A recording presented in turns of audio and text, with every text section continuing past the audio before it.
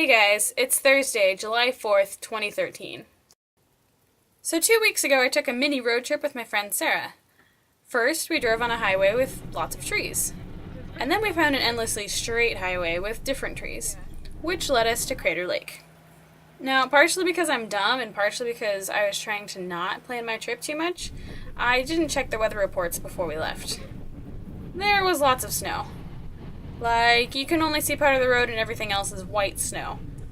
We didn't stay for too long, but we found a volcano with real erupting action in the gift shop, and we bought some postcards that showed the lake in more favorable weather.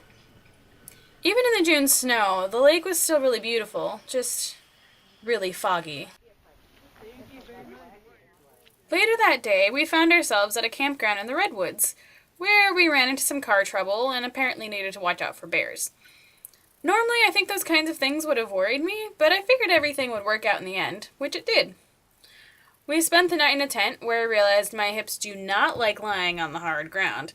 Then we got up, cleaned up our campsite, and drove to this Walmart for lunch, drove on this road, which led us to this road, which led us to this trail, which is in the same park in which they filmed the Ewok scenes from Return of the Jedi. The trail, which took us about an hour to hike each direction, had some really stunning sights, which my camera does not do justice.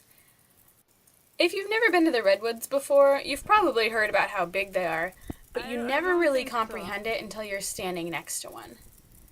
Something we learned while hiking was that though redwood trees, or Sequoia sempervirens, can grow to be nearly 400 feet tall, their root systems are only 5 or 6 feet deep.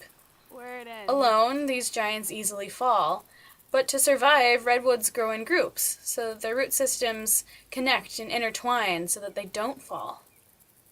I ruminated about a lot of things on that trip, as driving several hours in a car and hiking through the woods often lead me to do, but the illusion of strength struck me. Sometimes we see something standing alone and think of how strong it is, but really it needs others to stay standing at all. And I'm not trying to implicate anything by posting this on the celebration of our country's independence. I just finally got around to editing this yesterday. But I do think it's something to think about. What do strength and independence mean when we depend so heavily on our unseen connections to others? Guys, I'll see you when I edit another video. What you doing there, buddy? We scared him.